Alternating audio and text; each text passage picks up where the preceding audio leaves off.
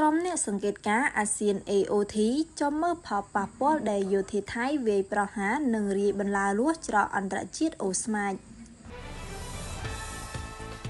អភិបាលខេត្តឧត្តរមានជ័យលោកមានច័ន្ទយ៉ាដានៅថ្ងៃប្រហ័សទី8ខែមករានេះបានដឹកនាំក្រុមការងារចូលរួមជាមួយក្រុមអង្គការអាស៊ាន AOT ដើម្បីពិនិត្យផលប៉ះពាល់ដែលកម្លាំងយោធាថៃវាយប្រហារនិងរាយបន្លាលួសចូលមកលើច្រកអន្តរជាតិអូស្មាចលោកមានច័ន្ទយ៉ាដាបានលើកឡើងថាបន្ទាប់ពីមានការរំលោភបំពានយ៉ាងធ្ងន់ធ្ងរពីកងកម្លាំងយោធាថៃដែលបានប្រើប្រាស់អាវុធធំធ្ងន់ផ្លូវចូលមកក្នុងភូមិសាស្ត្រទឹកដីកម្ពុជាដែលបង្កឲ្យមានការខូចខាតហេដ្ឋារចនាសម្ព័ន្ធក៏ដូចជាផ្ទះសម្បែងនិងទ្រព្យសម្បត្តិប្រជាពលរដ្ឋយ៉ាងដំណំនៅព្រឹកថ្ងៃទី8ខែមករានេះ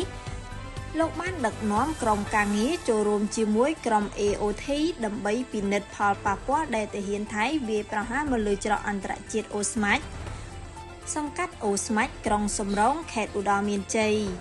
គួរឲ្យដឹងថាក្រុមអង្គការអាស៊ាន AOT ថ្មីនេះក៏បានចុះពិនិត្យផលប៉ះពាល់ស្ពានអូជីក